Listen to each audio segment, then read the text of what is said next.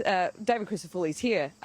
Exhibit A, a perfect white crisp shirt, no jacket. You've got the right lead. We talked about that ad with Adam today, but also thinking about Anna Bligh and Campbell Newman. They know how brutal Queenslanders can be when they are not happy with them. So as I know you spoke to my colleague Pete Stefanovic earlier in the week, and it seems like from those I'm talking to within the LNPs, Stephen Miles is a gift to you. No, far from it, and we remain the underdogs. And history shows that for a couple of reasons. One is, of the last 12 general elections in Queensland, the Labor Party have won 11. Now, that's a mountain of history, and we need to win 14 seats. That's historic proportions, and I keep on saying, the next election, we remain the underdog. There is a weight of history against us. What we do have on our side is we are as unified and as focused and as hungry as I've ever seen. And in contrast, the government's been consumed by itself. And I want Queenslanders to know that there is a better way.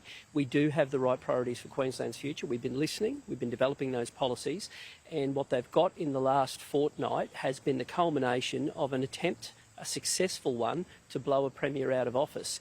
And it's a government that is beholden to the union movement now, to a handful of power brokers whose name will never appear on a ballot paper.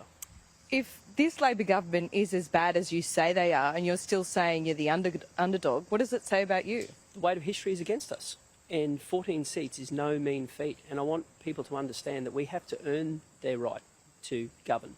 And the Labor Party has always expected that in this state. But we have pointed out the issues, but also the solutions to them. And Adam just articulated some of those problems. But we do have a youth crime crisis, and anyone who can't say that is kidding themselves. We have a housing crisis where working people are living out of their car. We have the worst ambulance ramping and surgery wait times, and we do have a health crisis. And overlaying all of that is a cost of living crisis that is a direct culmination of failures in those areas. Now, we've put forward solutions to every one of those, and I want Queenslanders to know we are serious about providing a better way for them, and we do have the right priorities for their future. What's the solution to cost of living? It starts by guaranteeing to keep those power plants on. We have power plants that have been mothballed for the last 2 years and should be running. You have to drive down insurance costs, and the best way to do that is to make sure that youth crime doesn't run out of control, and you build infrastructure to stop things like flooding. Do you really have control over that? Absolutely you do. There's a federal Labor government in power. Oh, no, absolutely. If you look at the big levers and the big bills around a kitchen table, rent is a direct correlation with housing supply. That's a responsibility of the state government. Your power bills, that's a direct correlation. We own those assets and we should be driving down those costs. You look at health insurance premiums. A lot of people are having to take out private health because of Queensland health crisis. Those issues rest solely at the feet of the state government, and I'm determined to do something about it. It really does. And of course there are federal factors across all of things, including energy policy. But when you've got assets that are owned by the people of Queensland and they were committed to come back online many months ago and they haven't, that's a failure. And I'm committing to make sure we have a maintenance guarantee to keep them on. When it comes to the health crisis, within 100 days people are going to see what is happening in their hospitals in real time. Doctors and nurses are going to be back in charge. When it comes to the youth crime crisis, the Youth Justice Act is going to be rewritten. We are going to remove detention as a last resort, and we're going to get serious about early intervention. There are things that are going to happen immediately, and we are determined for Queenslanders to know there is a better way than the chaos and crisis they're getting at the moment. You've known Stephen Miles for quite some time. Is there anything nice you can say about him this morning? Of course. I never play politics in a way that I make it personal. And one of the first things I said when Anastasia steps aside is I wanted to have some special time with the family. I think that's the least you could offer somebody after 9 years. I don't have a personal vendetta against Stephen Miles at all. What I have is a vision for Queensland to be run well. And I want Queenslanders to know that we are determined to bring them that grown-up government that they deserve, a government focused on them. In the back of your mind, are you wary about what a new leader and a new cabinet can do?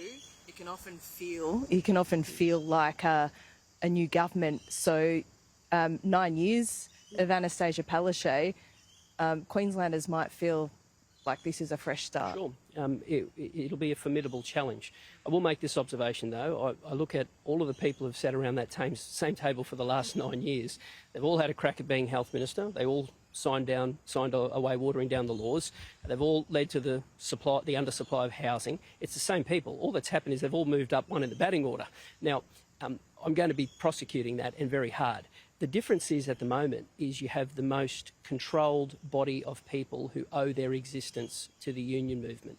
Now, previously the unions had an interest. They are now the sole shareholder in the entity called Queensland There's Labor. factions on both sides, right? You're beholden to people within the LNP, surely. Yeah, members of the LNP and Queenslanders. That's why I love our political movement. We don't owe our existence to big business. We don't owe our existence to the trade union movement. We don't owe our existence to anyone other than the people who are members of our political entity, who are the ones who choose the candidates. You don't have to belong to a faction. You don't have to sign up. There's no factions in the Liberal Party. You do. LNP, come on. We don't have a single faction in the Queensland LNP where people sign up and say, well, this Not formalised, but there's factions. Come on, David. I have never seen our political entity as focused and as unified to serve. I've never, and I've been involved in the party for a long time. There's no disagreements?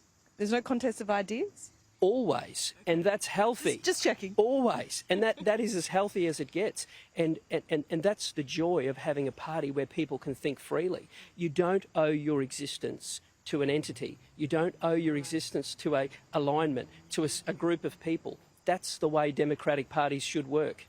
I look forward to testing that theory with you over the next 18 months. David, thank you for joining us here on this glorious Brisbane morning. I'll come back anytime, and it'll always be without a jacket outside in this humidity. Thanks, David. I appreciate it. We'll see you soon.